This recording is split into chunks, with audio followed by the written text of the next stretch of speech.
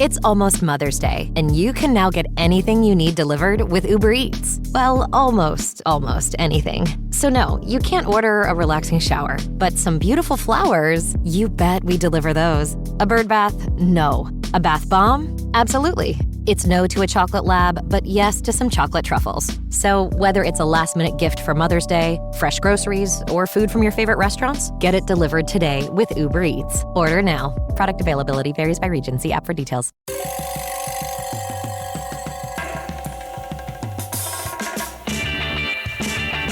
This is Cop Talk, talking crime, cases, and backing the blue.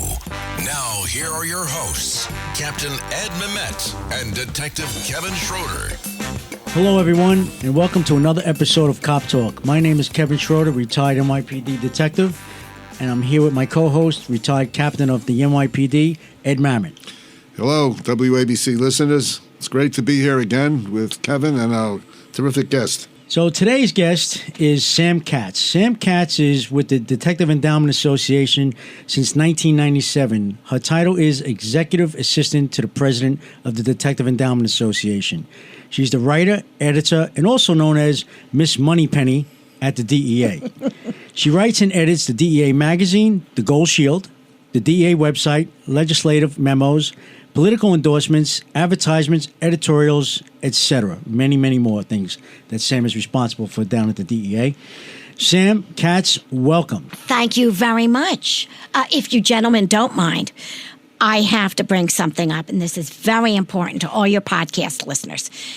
At the beginning of the podcast, there's a voiceover announcement, and Ed, he says, Ed Mehmet.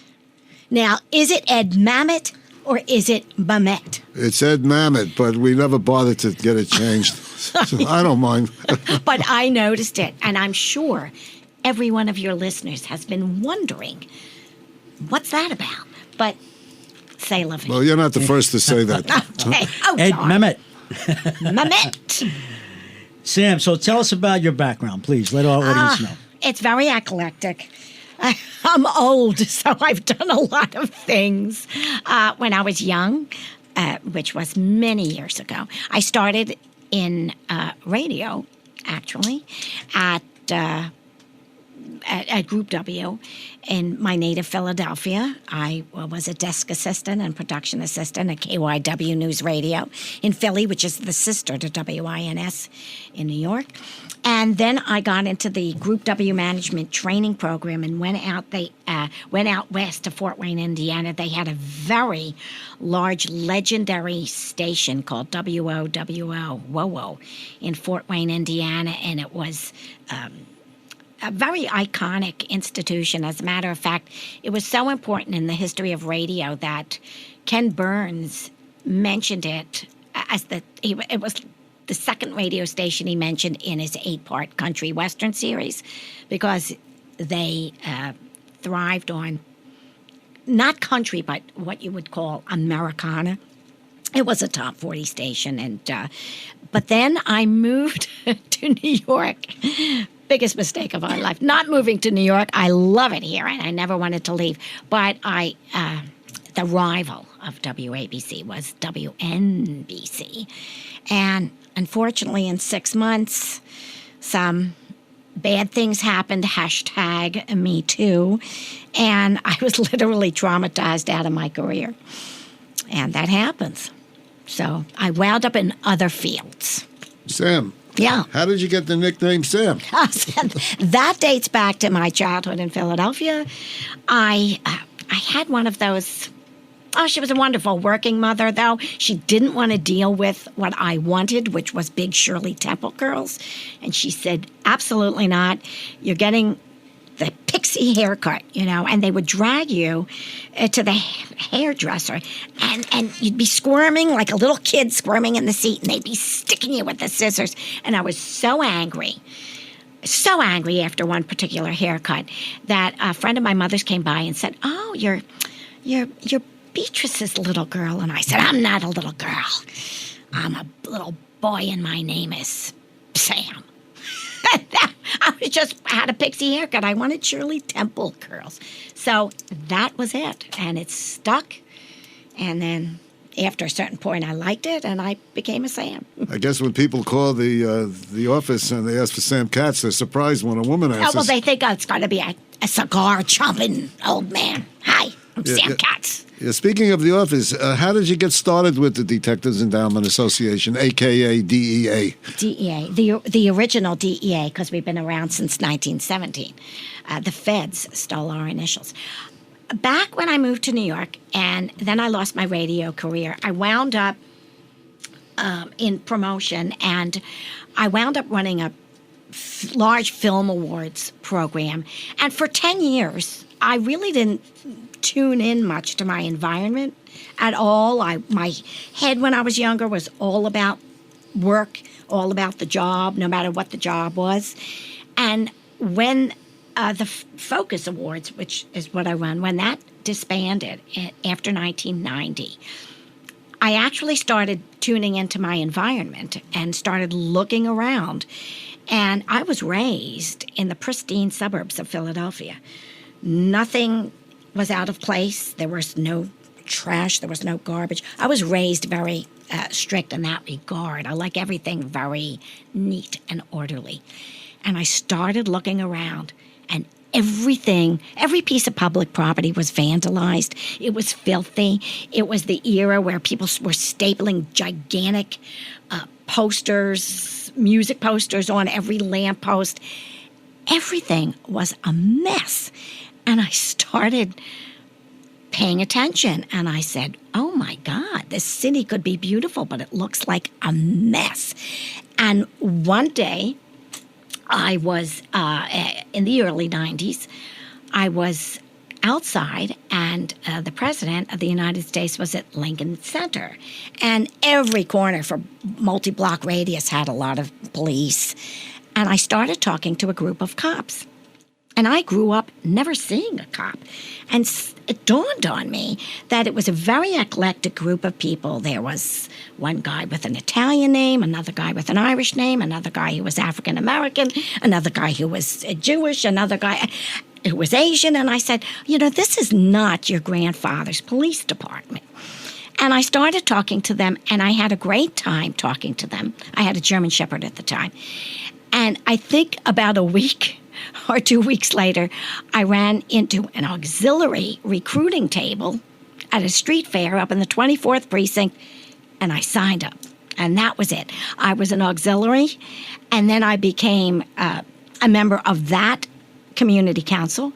Then I became a member of the board and eventually the president of my own precinct community council. And by 1997, I started to wind down on my freelance writing and editing. And I said, where should I be? And I thought, I always wanted to be involved with a labor union. I had had enough of corporate America. And I put the two concepts together, police and union. And I sent resumes and press kits to the 5 police unions. I didn't know there were 5. I think most people don't know that there's 5. And I got Tom Scotto, who was the president of the DEA, on the phone. And he said, I need an executive assistant. I said, well, I never did that. I was always something else, and promotion executive or, radio gal or whatever. And I said, I've been writing. I'm a writer and an editor. He said, well, we need one of those too. So I met him. He brought me in. I freelanced at first to make sure we got along. And another freelance client wanted more of my time. And I said, Tom, it's one or the other. And he made me an offer. And so I've been all 3 things at the DEA, the writer, the editor, and the executive assistant to the president since the fall of 97. What's your typical day like at the DEA? Oh, Ed. Do you have a typical day? It could be anything. We have the phones ring 24/7, actually, but we're only there a certain amount of time to answer it. But we have 18,000 members, about 5,000 actives, and the rest retirees. And everybody needs something different at every given moment in time. And there's a lot of activities that the union's involved in. And so whatever needs to be done gets done by the administrative staff. Well, we've heard at the DEA they call you Ms. Moneypenny. From James Bond. I think, that was a joke when I came in. I was also called Nancy Drew a lot when I came in because, our former Vice President Vic Zappulo pegged me as a girl detective. I didn't I was a civilian. I'm not a detective. I just play one in the office when I can. So all the little cases that come in, lost wallets, people looking for people, that's a case for Sam. So I wind up with it. Sam, what's the most exciting part of your job? The most exciting part? Well, I love writing about our own members, and I love getting a chance to interview detectives about their cases. And it's, I don't know if the word exciting kind of fits. I'm not out there running around chasing anybody, thank God, with my arthritis. But I really love getting to in-depth interview our members. And they're very eclectic, and they cover a lot of fields.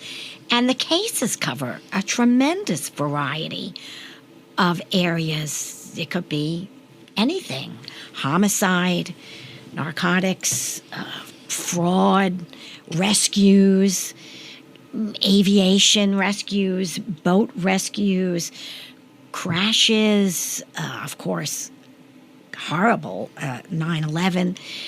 And anything. It could be anything. It could be serial killers. We've had those too. And I just love getting to pick the brains. That's a horrible expression, but I'll use it. Pick the brains of our members and how they became detectives, what motivated them to get into law enforcement, and what they're doing to ease the pain of people who are crime victims. Hilton brings you new ways to stay, with experiences that let you capture the glory days. Introducing the Graduate Hotels. Each inspired by local college towns, these stays are always original and never boring. Get in touch with traditions all across the country and enjoy a stay that's a class above the rest. Book at Graduate Hotels with Hilton Honors Points at Hilton.com. It's a win-win. Hilton, for the stay. What does every USAA member have in common? Family. We're one big family who supports the military community and their eligible families. And if you, your parent, or spouse served, you could join our family and save big on auto insurance. Visit USAA.com/join today to check your eligibility. Membership eligibility and product restrictions apply and are subject to change. USAA means United Services Automobile Association and its affiliates, San Antonio, Texas. This message is brought to you by Abercrombie Kids, where the activewear is made for every summer activity, so your mini-me can bring their personal best. Summer days are always an adventure, from day camp to rec leagues and pool days. Abercrombie Kids has the shorts, tees, and swim to keep them comfy and keep up with them. Get everything for the entire summer at Abercrombie Kids. Shop in-store, online, or in the app. Sam, you brought up 9/11. Where were you that day on 9/11? We were, a lot of people don't remember that it was primary voting day in New York, and the union had backed very heavily Peter Vallone. So everybody had to make a point of voting, and I did my voting in the office, so I was going to be a little late. Now, the board officers and the delegates were all assembled in Queens because there was a delegates meeting in Queens, and the plan was to have a quick delegates meeting and then go out and campaign for Peter Vallone. Well, I was I voted, and I went to the subway, and I lived near Columbus Circle, and Columbus Circle had gotten trashed by a record company, and there was garbage and posters everywhere, and there were sanitation men cleaning it up. So I stopped to praise them and thank them. And so I was late getting to the office. And when I went into the subway, and I was just mentioning this to Paul DiGiacomo the other way, it was the last day I ever read on a subway train. I used to sit and read. No more. I didn't notice that the train, I was so engrossed in a fiction in Esquire magazine that I didn't notice that every time the train stopped, people were getting off. They weren't getting on. And when we started to pull into Chambers Street, the train stopped and the announcer said, there's a police emergency down here, so we're not going to pull in for a bit. And, you know, you think police emergency, a water main broke, there's a robbery, a guy fell on the tracks, whatever it is. You don't think a plane hit the towers. And I didn't have any communications device on me that everybody else obviously did because they were getting off. When the train stopped, I looked up, and another man was there and looked up, and we realized, oh my God, why are we the only two people on this rush hour train that when we got in, there was tons of people, and now there's nobody but us? What's going on? And finally they pulled in, they let us out, and everybody in the station had their head in the air, like, you can't see us because it's a podcast, but in the air looking up. As you walk up the stairs, everybody's looking up. And what had happened was the first plane had hit, and now there was a giant hole in the World Trade Center, and tons of people on the street buzzing. But it didn't register in my brain because I, being involved in the community council, a big complaint on the Upper East and Upper West Side was little airplanes and helicopters. So you think, a helicopter hit or a little plane hit.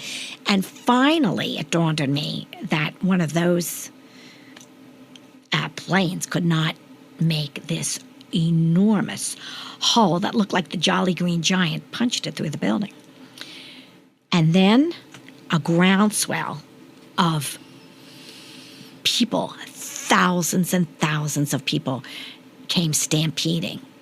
And I literally just turned around and ran to the office and was there when the buildings came down, and you could feel it like a earthquake. We own our own building, and it's a small colonial-style 2-story building, but the whole building shook like an earthquake. And we were there. I was there all day, patching people up. People were coming in, our members. And we had to, it was very much like a science fiction movie where people were banging on the door trying to get in, like a Twilight Zone episode. And we had to keep everybody out because this is a police facility. And, we send people away, but our own members would be coming in. I remember getting the first aid kits and patching people, and they were covered with dust, and it was quite terrifying. Sam, are you registered with the 9/11? I am. Unfortunately, yes. And I was down there the next day, and we've been down there ever since. And I have assorted breathing conditions. So if people hear me sniffing, it's unfortunately it's chronic sinusitis or whatever they call it. Can't help it. No, I have the same thing from being down there. I think all three of us have some. It's something that a lot of our members are not aware of, the resources that are out there for and it's everyone. Not just for members of the service or first responders. It's for everybody who lived and worked right, day after day after day below Canal Street. Yeah. Exactly. Your career covers everything from business and broadcasting to a major detectives union. Who are the most fascinating people you've met? Well, I really have to say our own detectives of the NYPD. And by the way, we are not only the largest detectives union in America, we're the largest labor union of police detectives, I believe, in the world. And the NYPD, of course, has been around for since I guess officially since the 1850s. There was law enforcement before that in America, but the NYPD itself, I think its anniversary is 1850 something. And the Detective Bureau came into being in 1882. We have a reproduction of that city document on our wall. And the DEA was formed, I guess, officially as probably a fraternal group, mostly in 1917. And then we used to bargain with the PBA, and in 1963 we became separated for our own bargaining unit. So you're talking about 150 years of police detectives. And other than Scotland Yard, who's more famous than a Gold Shield NYPD detective? Nobody. So I've always been interested, even from my Nancy Drew day, my real Nancy Drew days as an 8-year-old, in reading books about detectives. And I loved Arthur Conan Doyle as well, and Sherlock Holmes' daddy, and crime. And as a matter of fact, in the 1980s, when I was running a film awards program, I started collecting. I became very fascinated as a teenager, and then as an adult, able to collect and study one particular criminal case that dealt with Chicago, the case of Leopold and Loeb. And I became what's considered an expert in that case, and I appeared in a number of documentaries on it and stuff. But everything that I read and studied was mostly from a defense perspective, from a forensic psychiatric perspective, and not from the law enforcement perspective. So once I adopted that perspective, there's nothing more interesting to me than our own members. You know, you mentioned the history of the Detective Bureau. You may not be aware of that, but my thesis for my master's degree was about the organization and history of the Detective Bureau. It's on file at the Municipal Reference Center. Okay. And the interesting thing about the Detective Bureau, it has gone through so many changes, you know, over the years. Thomas Burns was the first official chief of the detectives. Mm-hmm. And one of the things he did was very interesting. He was very involved with the people on Wall Street. And he sent detectives down to the stock market area, and they would arrest anybody that they thought was a criminal on sight, just like that. And that's how they kept. That's how they kept it. He called it the death zone. That if a known criminal crossed a certain street, I don't recall what street it was, they would be arrested just for being there. That's well. I suppose if you looked like you didn't have stocks and bonds, that you didn't deserve to be there. Well, I thank goodness that's no longer in effect, or especially the way we're dressed today, we'd all be arrested. Yeah. But it's pretty casual since the pandemic. But yeah, I mean, I love the history aspects, and I don't get a lot of time to read or write about it, and I wish I did. But it's very hard to find 2 minutes of my day where I can concentrate on writing. I think I actually have a copy of your thesis, Ed. I think you gave it to me. I think it's at the office. I gave it to Tom Scotto or Mike Palladino. Oh, okay. I've built the first archive. We didn't have any archives when I got to the DEA, and I made people get in the habit of saving things for the archives, and I built line of duty death archives. And when we refinished the basement of the building, I made Mike and Vic let me get a real time capsule, a stainless steel time capsule, which I filled with little detective pin tchotchkes and a copy of a dupe shield and copies of the magazine, and I wrote a special memo, and I put it in this stainless steel time capsule, and we had the construction crew, when we finished the basement of the building, bury it there so that if 1,000 years from now spacemen come and want to find out what the 1990s to the present is like, they will find it.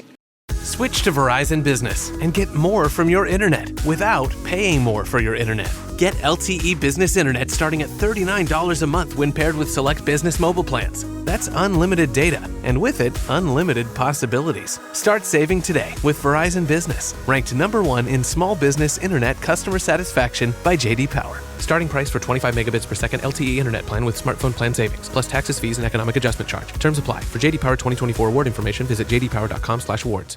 My cat Freddie loves to be brushed and cuddled. But stirring up his cat allergens meant sneezing and itchy eyes.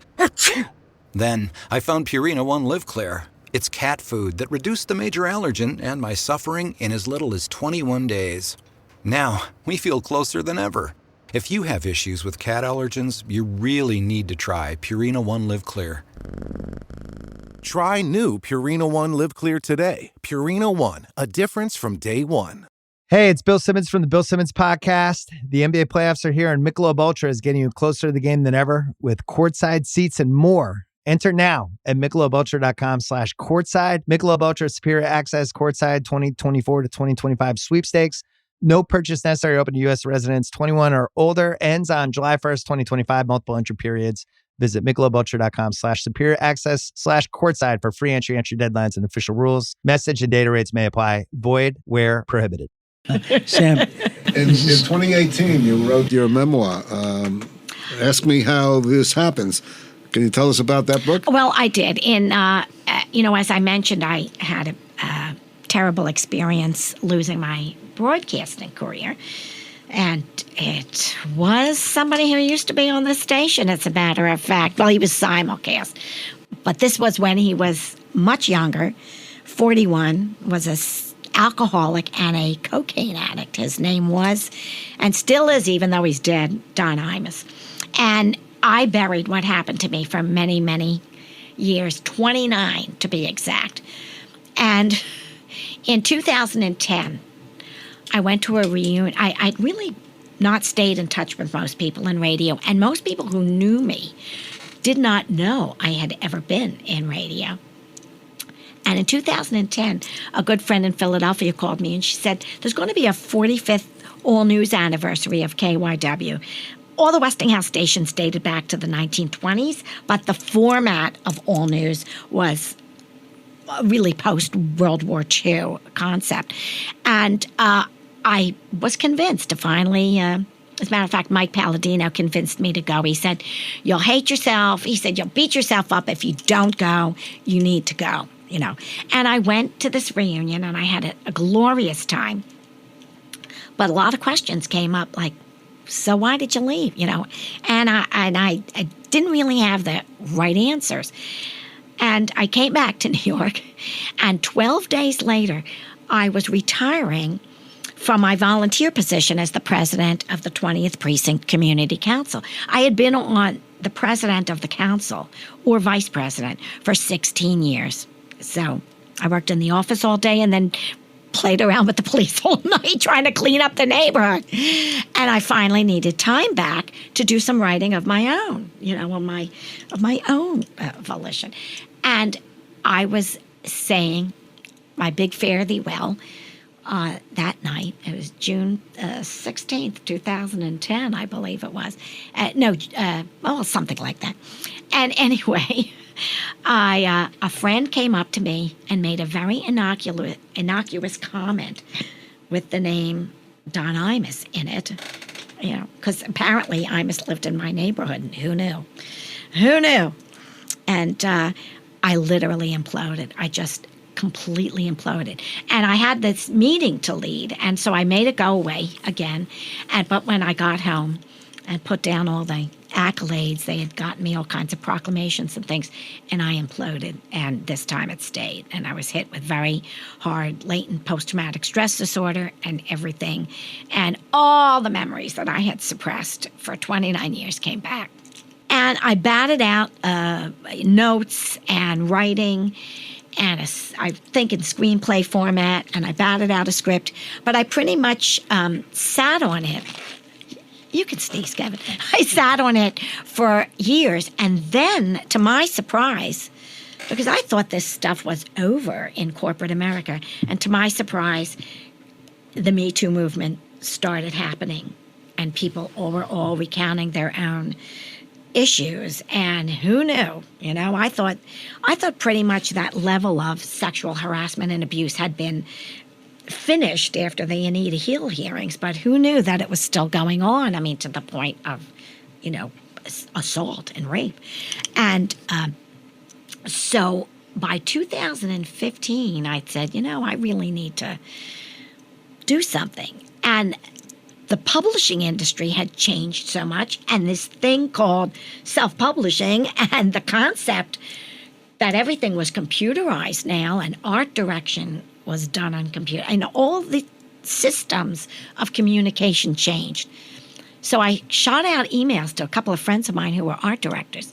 I said, who wants to take this book creation journey with me? And a friend of mine named Christina Iliopoulos, she's actually a filmmaker and a director and does great graphic design, said, I'll go. I'll take this journey with you. And we worked for 3 years and it's a massive coffee table book. It's not a traditional memoir.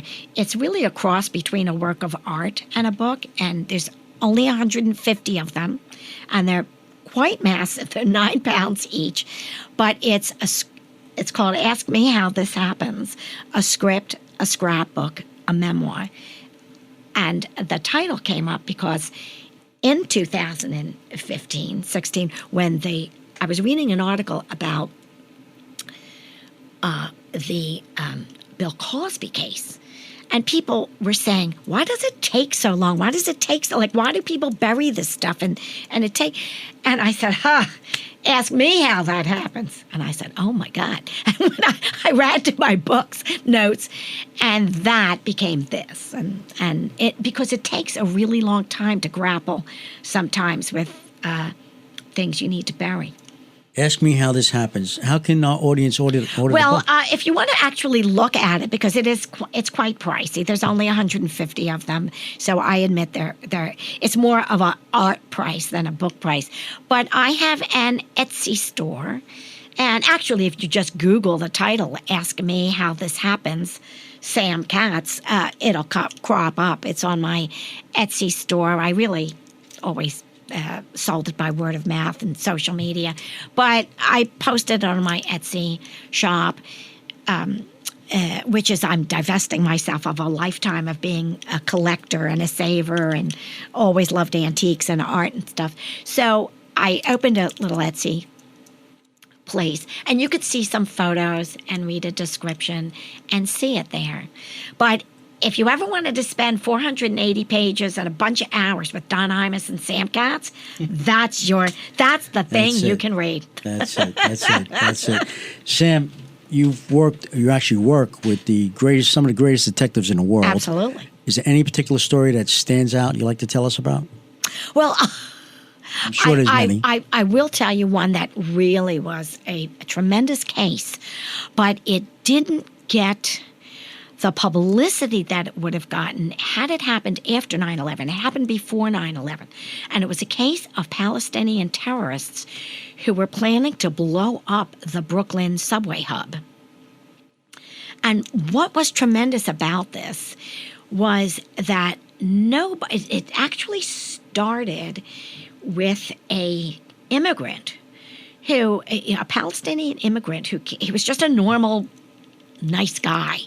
But when people come to the United States, and this is really 100 and something years in the making, because it happened with Italians and Jews, and everybody comes to America, their ethnic associations and their religious associations help immigrants by setting them up with people in their own ethnic group. And in this case, a Palestinian man he needed a place to live, and he was set up, I guess by his mosque or whatever, to move in with 2 other Palestinians.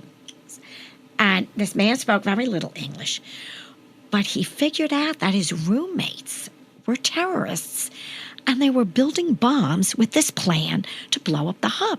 And he knew he couldn't say anything to them, like, don't do that, because they'd kill him. They were planning to blow up as many people as possible. He knew that his life was expendable. But So one night, when it became clear that this was the night that they were going to take action, he waited till they fell asleep and he ran out of his apartment. And he didn't speak English, and he just grabbed the first two people in uniform he saw, and they were Long Island Railroad cops. Now I guess they're called MTA cops, but that's what they were called at the time. This was in the late 1990s. I think it was 97, 98. And he was screaming to them, bomb, bomb. And these, you know, they didn't dismiss him as a EDP or something. They went and they got two local precinct cops. And the precinct cops didn't drop the ball either. And they took him back to the detective squad. And the squad guys brought in a translator. And he told them this story of that.